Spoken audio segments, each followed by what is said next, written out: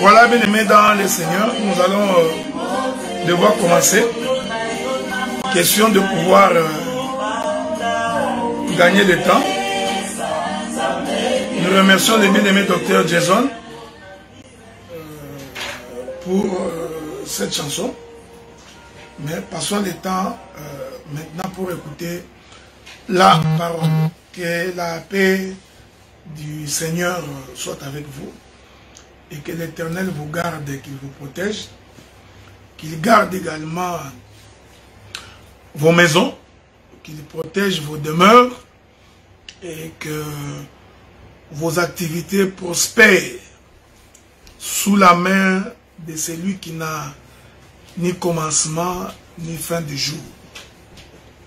Nous bénissons également Dieu à cause de l'opportunité qu'il nous a offerte d'être avec vous pour que ensemble nous puissions partager sa parole. Et je suis certifié que le Seigneur vous fera beaucoup de bien.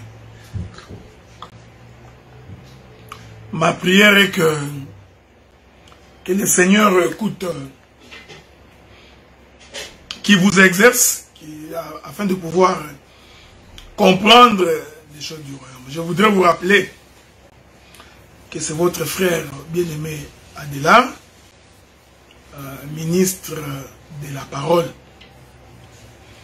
Et comme vous savez, tous les dimanches à partir de 11h, 11h30, je suis en direct, soit à l'Assemblée des Saints de Montréal, tel sera le cas pour demain.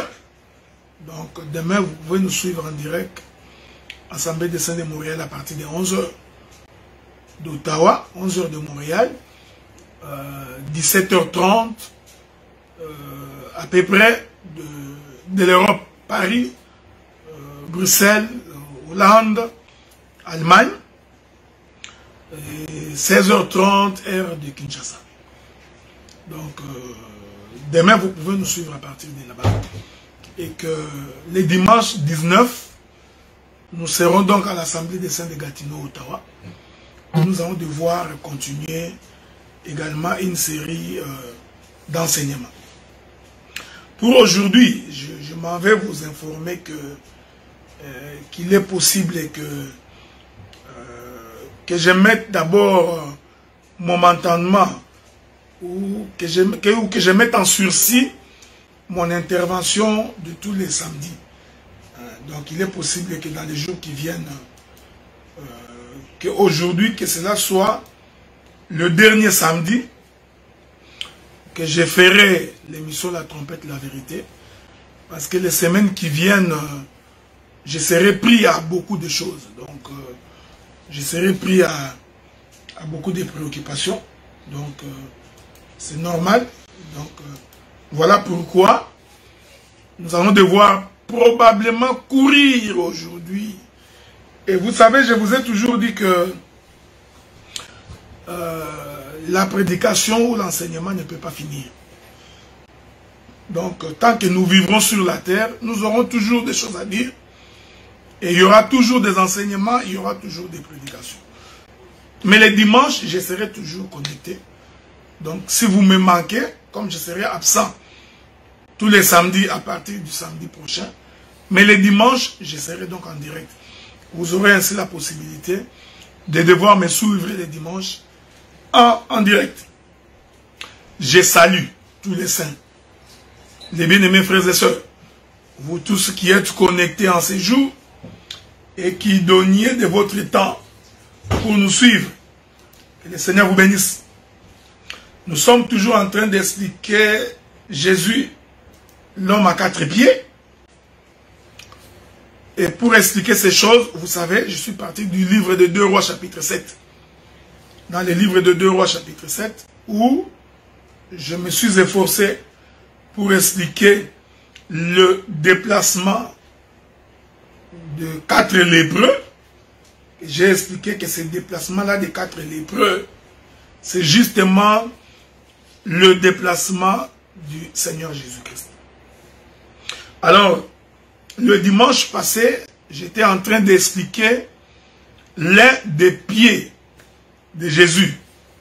Et j'ai expliqué que ces pieds-là, c'était Judas. Je voudrais, si le Seigneur le permet, que nous puissions, au besoin, retrouver cette écriture. J'espère que je vais devoir retrouver cette écriture aussi facilement. C'est dans les livres de Nombres, je crois.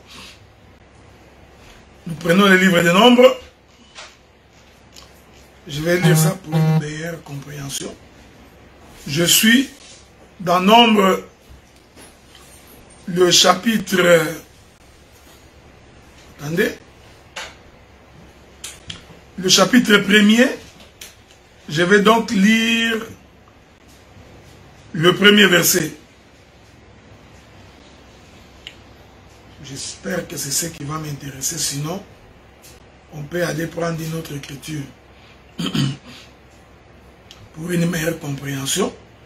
Le Seigneur dit que quand Israël campait et quand Israël voulait se déplacer, Judas serait donc le premier dans la marche. Je cherche cette écriture-là. Je vous l'avais donnée la fois passée, mais je ne sais pas pourquoi je ne la retrouve pas.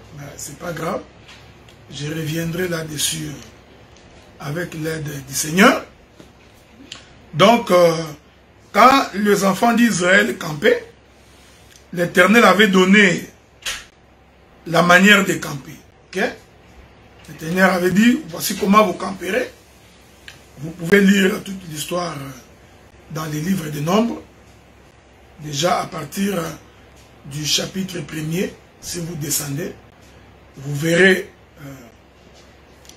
la manière dont Israël campait.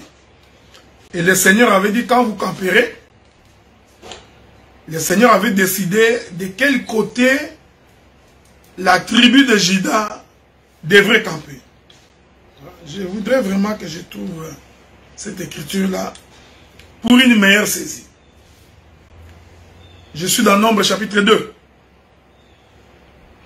La Bible dit ceci, le verset 2.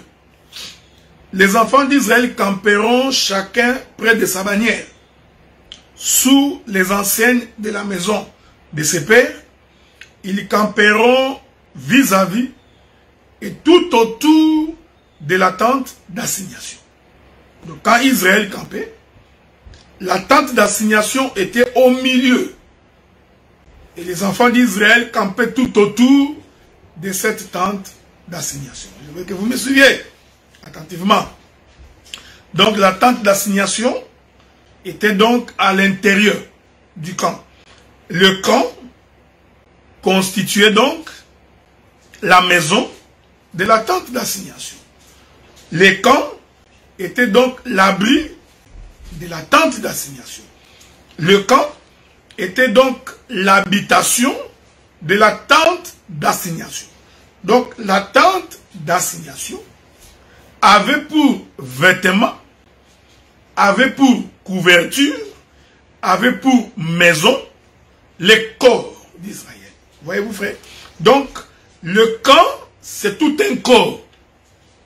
Ce n'est pas moi qui l'ai dit, hein? Donc, parce que quand j'ai dit comme ça deux fois, tu as des difficultés pour comprendre.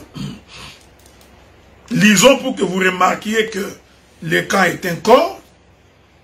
Le verset 3 du chapitre 2 du livre des Nombres, il est écrit « À l'Orient, le camp de Juda avec sa bannière, avec ses corps d'armée. » Donc, du côté de l'Orient, Juda campait, vous pouvez lire tous les textes, vous verrez que Juda ne campait pas seul, il campait avec Issachar, à ses côtés, et il campait aussi avec la tribu des Zabulon.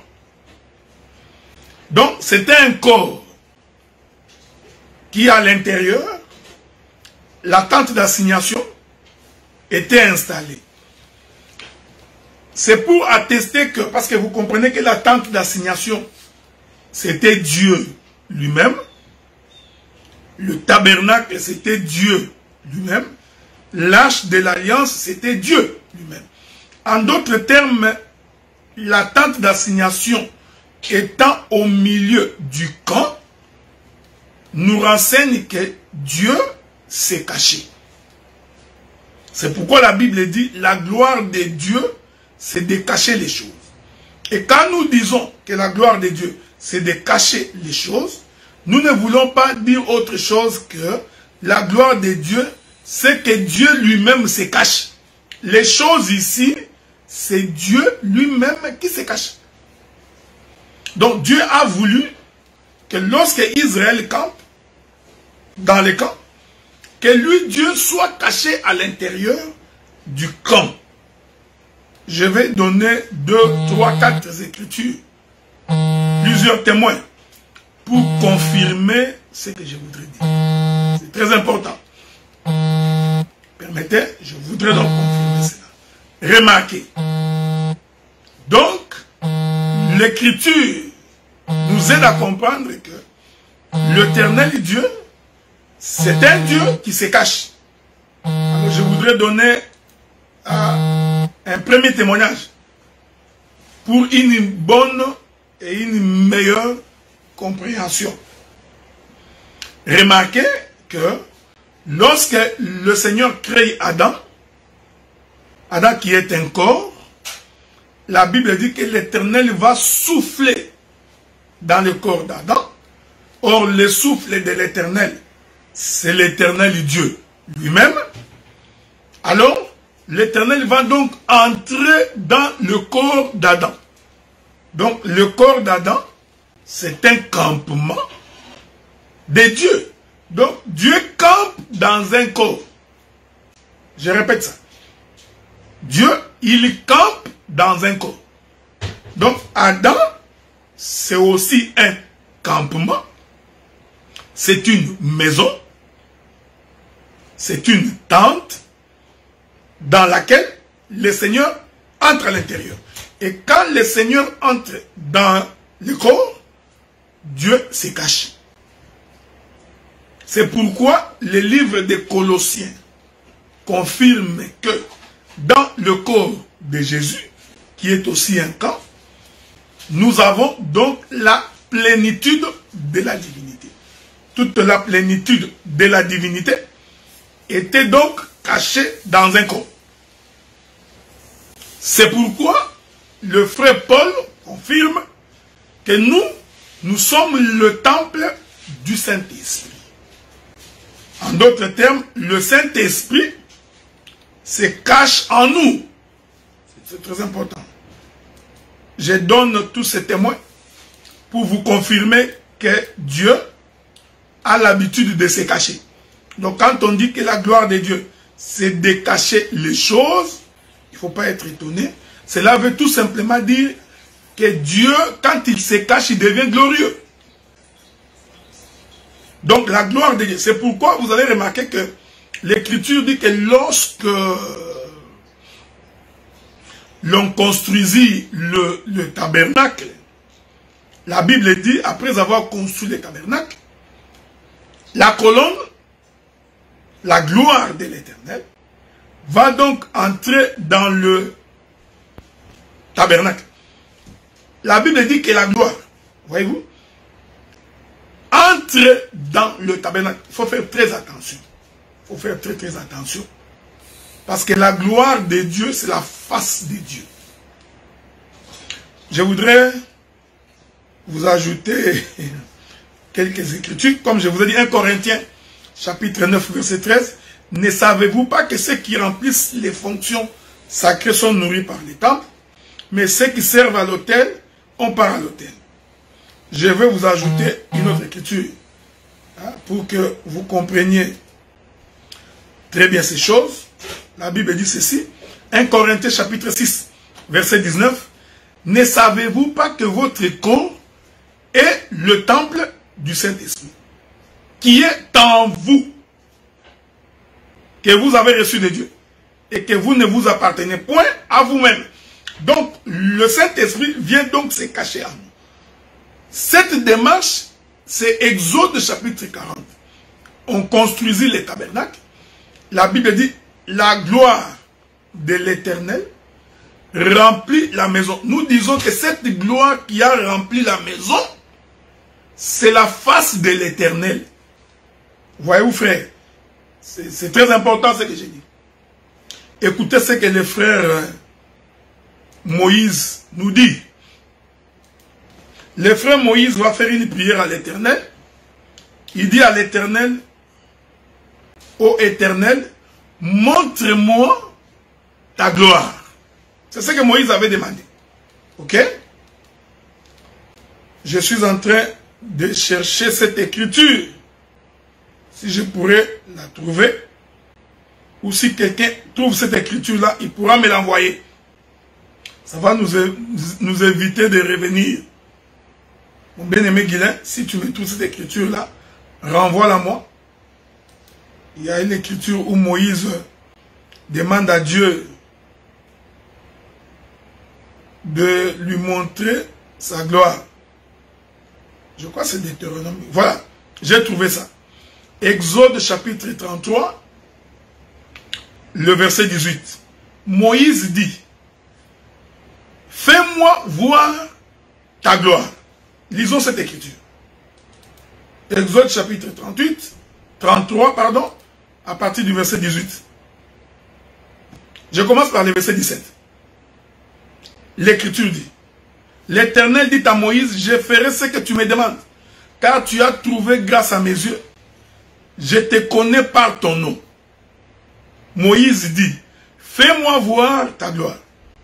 L'Éternel répondit, je ferai passer devant toi toute ma bonté. Je proclamerai devant toi le nom de l'Éternel. Je fais grâce à qui je fais grâce. Miséricorde à qui je fais miséricorde. L'Éternel dit, tu ne pourras voir ma face, car l'homme ne peut me voir et vivre. Avez-vous remarqué? Moïse a demandé de voir la gloire de l'Éternel. L'Éternel lui dit que sa gloire, c'est sa face. Donc, il ne faut pas chanter dans son palais tous ces cris. Gloire. L'homme est en train que la gloire, il croit que la gloire, c'est une grande lumière. Il pense que la gloire, c'est quelque chose d'extraordinaire. Non, non. La gloire, c'est la face de l'Éternel.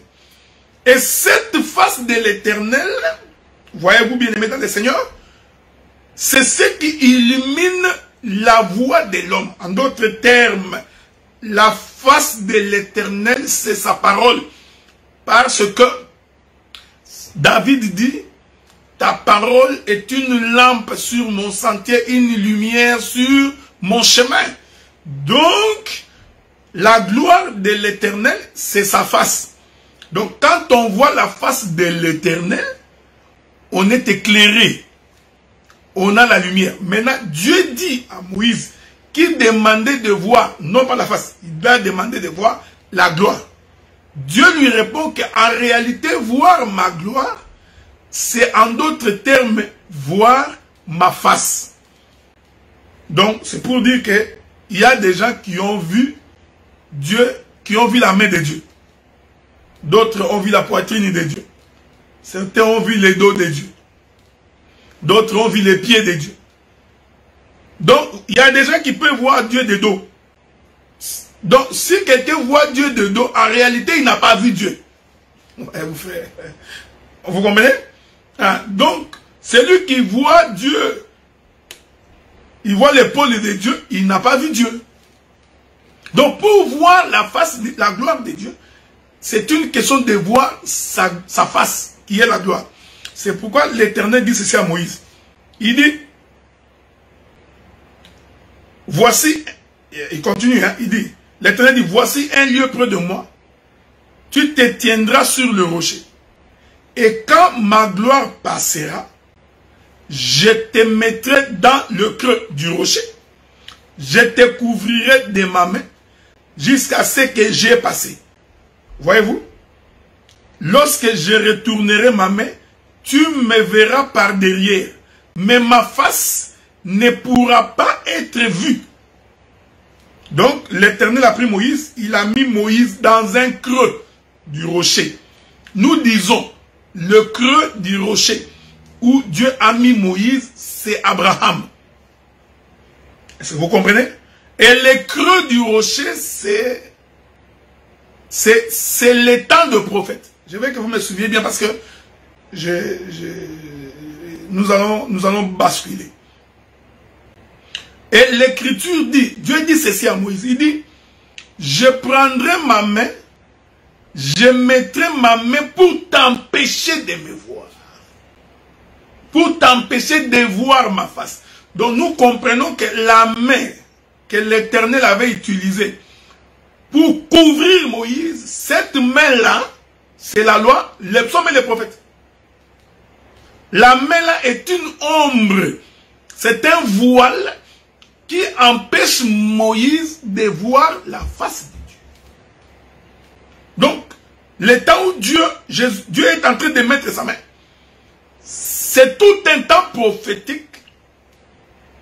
Et la main ici, il faut faire attention, il ne faut pas définir que tu vois la main ici, ce sont les 5 ministères. Non. Non. Parce que tu as l'habitude, dès que tu vois 5, tu penses que tous les 5, chaque fois que tu vois 5, c'est les 5 ministères. Dès que tu vois 5, c'est Éphésiens 4. Non. C'est pourquoi il faut respecter les bandes d'autoroute. C'est très important. Avez-vous remarqué? La main ici, c'est la main qui a empêché Moïse de voir la face de Dieu. Or, nous comprenons, ce qui empêche l'homme de voir la face de Dieu, c'est la loi, les psaumes et les prophètes. Parce que par là, ici nous disons, cette main-là, c'est une parabole. C'est un parler parabolique. Parce que quand Dieu parle en parabole, le peuple ne peut pas voir sa face. Le peuple n'est pas éclairé. Donc la main qui couvre Moïse, cette main, c'est le sacerdoce aaronique. C'est le sacerdoce de Moïse. C'est la loi, les psaumes et les prophètes. C'est pourquoi, quand il passe, qu'il enlève la main, Moïse n'a vu Dieu que de dos. En d'autres termes, Dieu a regardé ailleurs. Vous comprenez que cette chose ici, elle est aussi prophétique.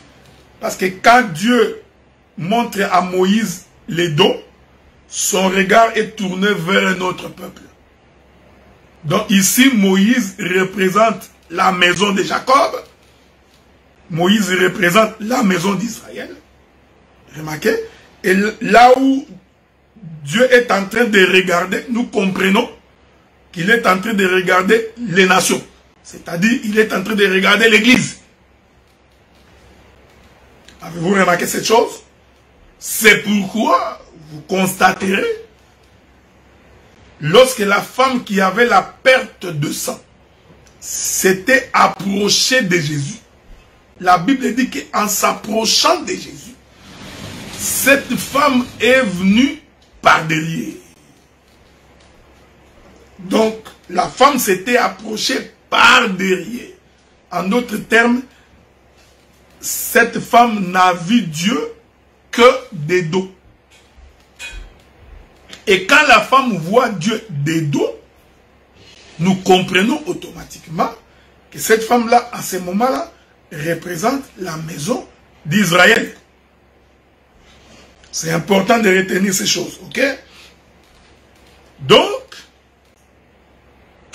la gloire de Dieu, c'est en réalité voir sa face. En d'autres termes, la gloire de Dieu, c'est l'explication et l'interprétation de l'écriture. Je vais vous ajouter quelques écritures. Je vais vous ajouter quelques écritures pour que tu puisses bien comprendre cela.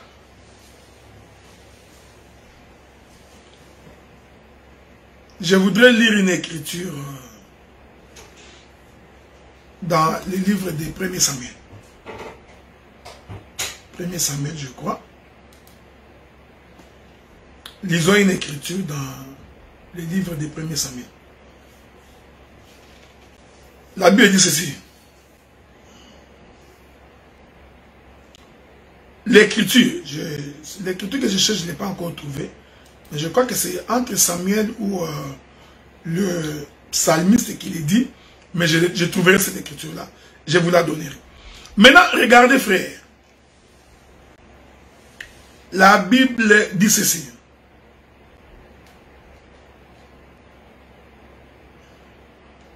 Il y a une écriture très importante que je suis en train de chercher, mais je ne l'ai pas encore trouvée. Mais je reviendrai là-dessus plus tard. Le psalmiste David dit, Éternel Dieu, ne me cache pas ta face.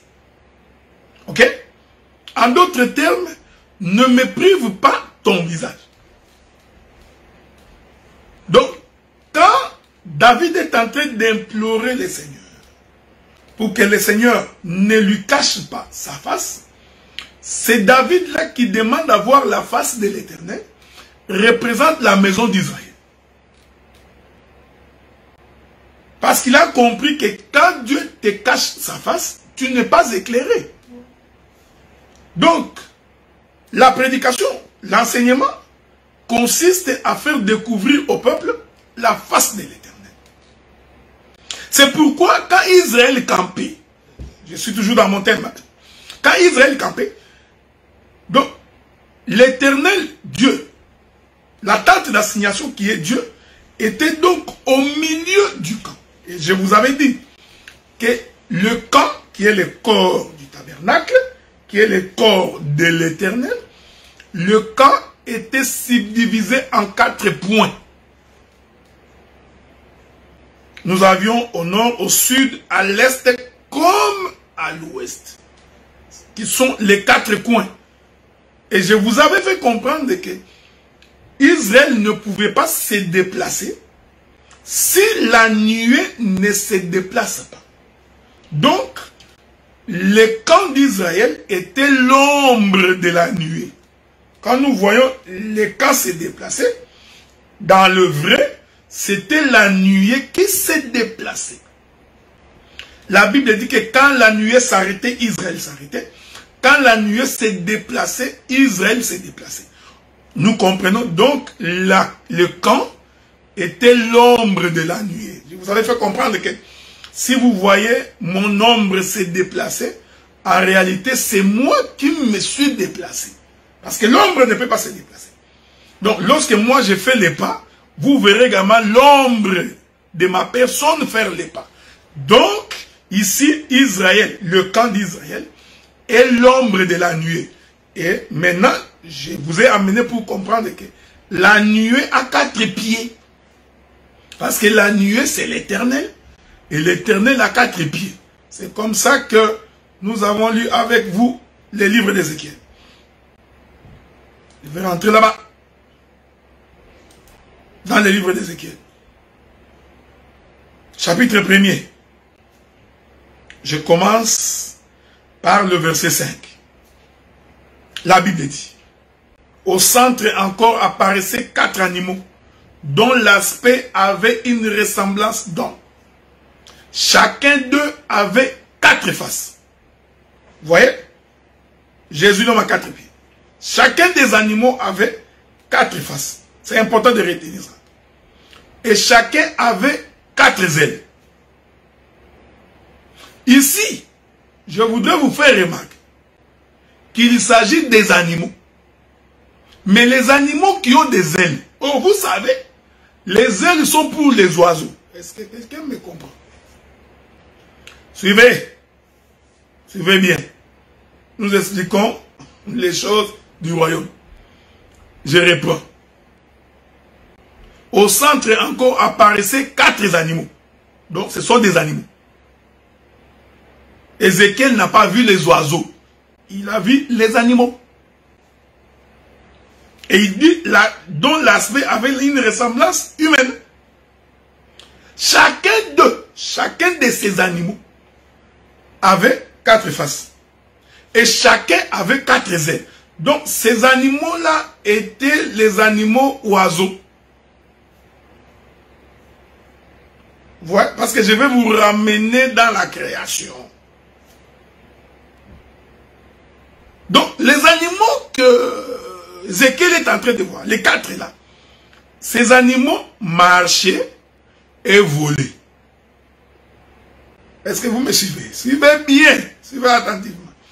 N'oubliez pas que je vous ai dit que Israël campait sur la terre, mais la colonne était au ciel. En d'autres termes, les campements, ce sont les animaux. La nuée, c'est l'oiseau. Parce que la nuée est au ciel, les animaux sont sur la terre. Voilà pourquoi ils étaient au nombre de 4. Et la Bible, suivez-moi bien. Et la Bible dit, ces animaux ici avaient des ailes. C'est-à-dire que ces animaux pouvaient marcher et ces animaux pouvaient voler. C'est pour dire ceci, frère. Je voudrais ici ouvrir une parenthèse. Quand on est ministre de la parole, serviteur du Dieu très haut, il faut que tu sois capable de marcher. Il faut aussi que tu sois capable de voler. Tout ministre marche et il vole.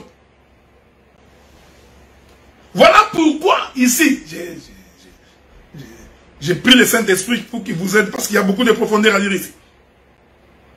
C'est pourquoi au jour de la création, l'Éternel a créé les animaux des champs. Il a aussi créé les oiseaux du ciel. Parce que ces deux représentaient deux réalités. Représentaient la réalité terrestre, parce que les animaux des champs sont sur la terre, alors que les oiseaux volent au ciel. C'est pourquoi même quand Abraham a fait le sacrifice, je suis dans Genèse chapitre 15, vous allez remarquer que parmi les animaux que Abraham a sacrifiés, il y avait les animaux de champ et il y avait les oiseaux. Est-ce que nous pouvons trouver cette écriture-là? Souffrez avec moi. C'est juste pour votre... Ce sont des flèches à mettre dans votre carquois afin de pouvoir marcher. Très bien. Genèse chapitre 15. Verset 8. Abraham répondit, Seigneur l'Éternel, à quoi connaîtrai-je que je les posséderai? Je posséderai les pays. L'Éternel lui dit, prends une génisse de 3 ans, une chèvre de 3 ans, un bélier de 3 ans, une tourterelle et une jeune pigeon. Tu vois les animaux? Je vais répéter ça. Les animaux que Abraham a sacrifiés. Abraham a sacrifié. J'ai relu. C'est pour ton intelligence. Il a pris une génisse de 3 ans, une chèvre de 3 ans, un bélier de 3 ans. Les 3 premiers sont des animaux terrestres. Il ajoute une tourterelle, ça c'est un oiseau. Et une colombe, ça aussi c'est un oiseau. Donc, dans les animaux que Abraham avait sacrifiés, nous avions des animaux de champ, des animaux de la terre, et nous avions des oiseaux du ciel. Avez-vous remarqué qu'ils sont au nombre de 5? Le sacrifice d'Abraham était composé de 5 animaux, avec des ailes. Donc 3 animaux et 2 oiseaux. Les animaux ici marchent sur la terre. Les oiseaux volent dans les cieux.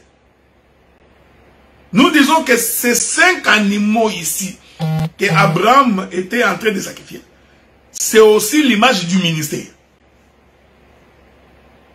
C'est Éphésiens chapitre 4. C'est l'apôtre, le prophète, les docteurs, l'évangéliste et les pasteurs.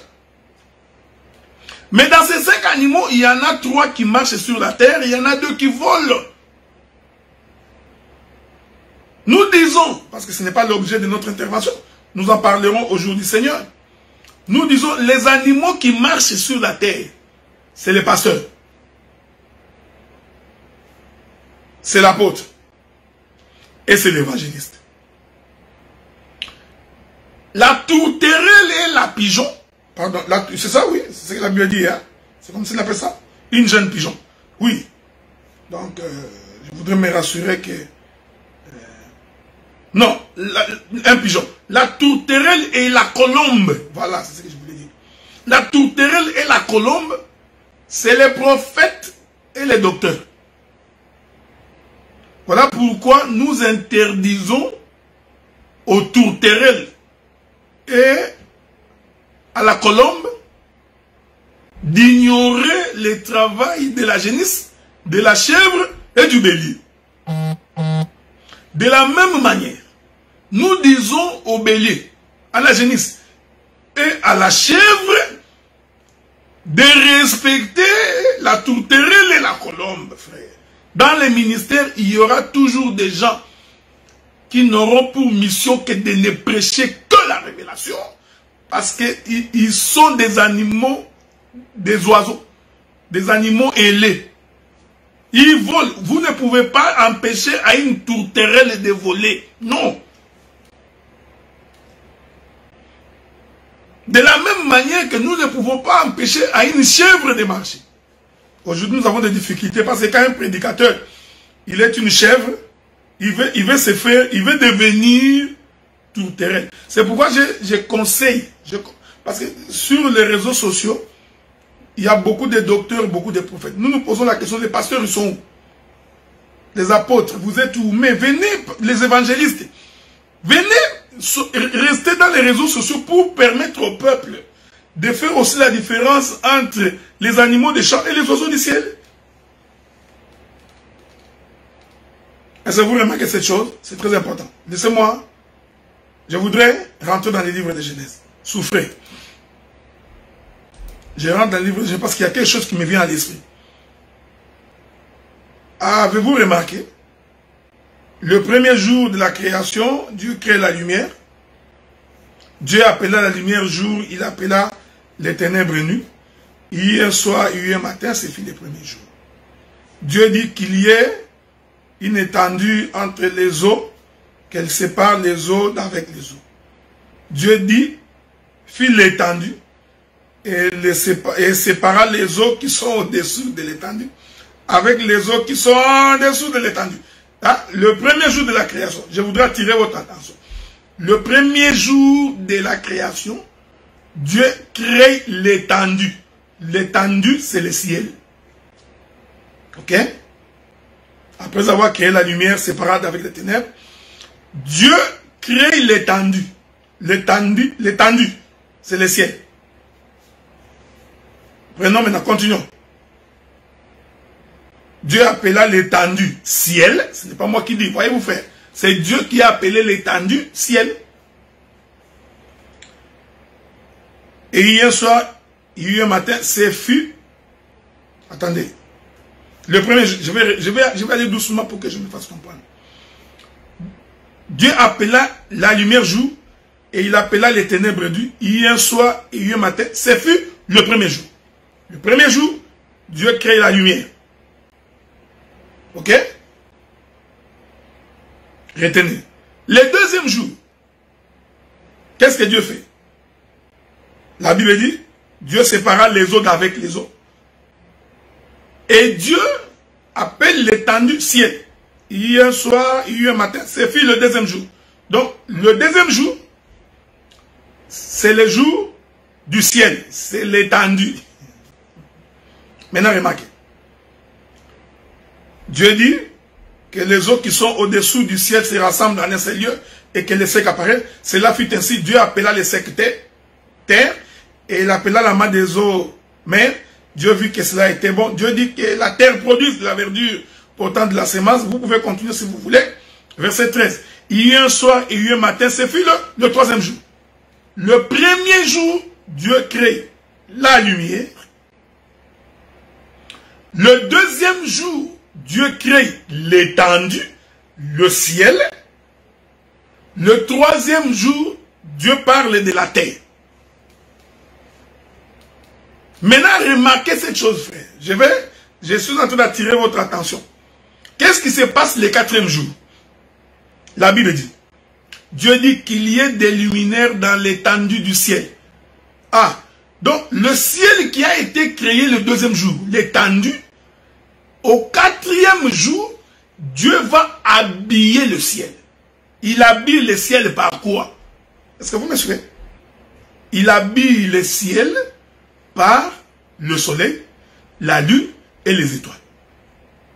Je suis en train d'expliquer les animaux des champs et les oiseaux du ciel. Parce que je dis, le soleil, la lune et les étoiles, ce sont des oiseaux. Est-ce que vous comprenez? Et le Seigneur vous bénisse.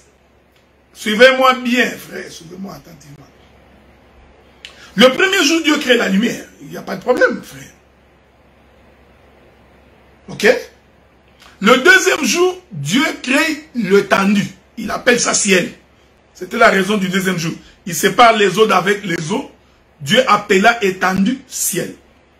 Le 3e jour, Dieu parle à la terre. Il dit que la terre produise tout ça de la terre. Produise. Maintenant, quand nous arrivons le 4e jour, comme vous savez, prophétiquement, j'ai déjà expliqué ces choses. Le soleil, c'est la lumière dans un corps. Tu vois, la lumière qui a été créée le 1er jour, au 4e jour, Dieu les fait entrer dans un corps qu'on appelle le soleil. Ensuite, Dieu habille l'étendue. Il dit qu'il y ait dans l'étendue du ciel le soleil, la lune et les étoiles. Remarquez que Dieu commence toujours par le ciel. Bien aimé, ici je prends un marteau, je vais enfoncer le clou. La prédication et le message de l'Éternel, c'est prêcher les choses célestes. Il ne faut pas venir nous dire, tu vois, dans cet évangile, vous n'êtes que dans la révélation, vous ne parlez que des choses spirituelles, alors que nous sommes encore sur la terre. Non, nous disons, nous confirmons que nous ne pouvons prêcher que les choses célestes. Un ministre ne prêche pas les choses de la terre. Faux et archi faux. Voilà pourquoi Dieu commence toujours par les ciels. Toujours, je dis toujours par les ciels. Au 4e jour, qu'est-ce que le Seigneur fait? Je vous avais dit que je ne peux pas finir ce message. Parce que je sens la profondeur, appeler la profondeur, comme Paul dit, oh profondeur, quelle richesse! Donc au 4e jour de la création, qu'est-ce que Dieu fait? Dieu va habiller l'étendue. Il va nourrir l'étendue. Il va créer les habitants de l'étendue. C'est-à-dire les habitants du ciel. Et qui sont les habitants du ciel? La Bible répond. Le soleil, la lune et les étoiles. Je continue. Je prends le verset 19. Non, verset 20.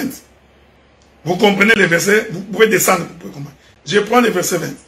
Dieu dit que les eaux produisent en abondance les animaux vivants. Écoutez, ici, le Seigneur a dit que les eaux produisent les animaux. Je veux que vous reteniez ça. Les eaux qui produisent les animaux. Vous savez, quand quelqu'un n'a pas le Saint-Esprit de Dieu, il ne peut pas comprendre ces choses. Comment les eaux peuvent produire les animaux. Vous voyez, frère, il faut avoir l'œil de Dieu. Dis-moi comment les eaux peuvent produire les animaux. Nous donnerons la réponse. C'est pourquoi je vous avais dit, frère, vous connaîtrez les prédicateurs de l'évangile lorsqu'ils expliquent ces choses. Non. Le ministre, ce n'est pas quelqu'un qui passe son temps dans des critiques, dans des insultes. Non, non. Le ministre, ce n'est pas quelqu'un qui fait qui qui fait des polémiques. Non, non, non, bien-aimé dans le Seigneur. Le ministre, c'est quelqu'un concentré. Il lit la Bible, il médite pour comprendre les mystères du royaume. Est-ce que vous voyez, frère? Quand quelqu'un ne médite pas, est-ce que vous voyez? Quand quelqu'un n'est pas plongé dans la compréhension, il n'est pas plongé dans les Écritures, il n'est pas connecté au ciel, frère. Il faut être connecté au ciel pour comprendre ces choses. Je reviens dans Genèse. Tout ça, c'est pour expliquer les 4 êtres d'Ézéchiel chapitre 1er, qui sont les 4 pieds de Jésus. Regardez. Verset 20. Dieu dit que les eaux produisent en abondance des animaux. Et que les oiseaux volent de la terre vers l'étendue du ciel. Donc les eaux ici, les eaux. Je vais continuer ça. Dieu crée les grands poissons, tous les animaux vivants qui s'émeuvent. Et que les eaux produisent en abondance selon leur espèce. Vous avez remarqué, le 5e jour, Dieu parle aux eaux des produits. Mais remarquez, je vous fais remarquer une chose, frère.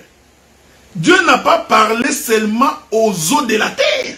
Parce que déjà au 2e jour, Dieu a séparé les eaux d'en haut avec les eaux d'en bas. Donc en haut comme en bas, nous avions les eaux. Maintenant, au 5e jour de la création, qu'est-ce que Dieu fait? Remarquez, suivez-moi bien. Dieu parle aux eaux. J'ai dit ici, Dieu a parlé aux 2 eaux. Il a parlé et aux eaux du ciel, et il a aussi parlé aux eaux de la terre. Parce qu'il dit ceci. Je reprends ça. Il dit que les eaux produisent en abondance des animaux vivants, et que des oiseaux volent sur la terre vers l'étendue. Donc nous avons les eaux qui ont produit les animaux. Et ces animaux-là sont les oiseaux qui volent de la terre vers le ciel. Donc Dieu prend les oiseaux. Je répète ça, frère. Il prend les oiseaux. Il les met ensemble avec le soleil, la lune et les étoiles. Parce que les oiseaux sont les animaux de l'étendue, les animaux du ciel. Est-ce que vous me suivez, frère? Suivez-moi bien. C'est ce qu'Abraham fait quand il est en train de sacrifier la tourterelle et la colombe. Ensuite, Dieu va parler aux eaux qui sont en bas pour demander aux eaux qui sont en bas maintenant de faire quoi? De produire les animaux qui se meuvent. C'est-à-dire qui marchent sur la terre. Donc, au 5e jour de la création, Dieu a parlé aux prophètes et aux docteurs qui sont les oiseaux qui volent dans l'étendue du ciel. Ensuite, il va parler aux eaux d'en bas qui sont ici, l'apôtre, les prophètes, non, l'apôtre, les pasteurs et l'évangéliste.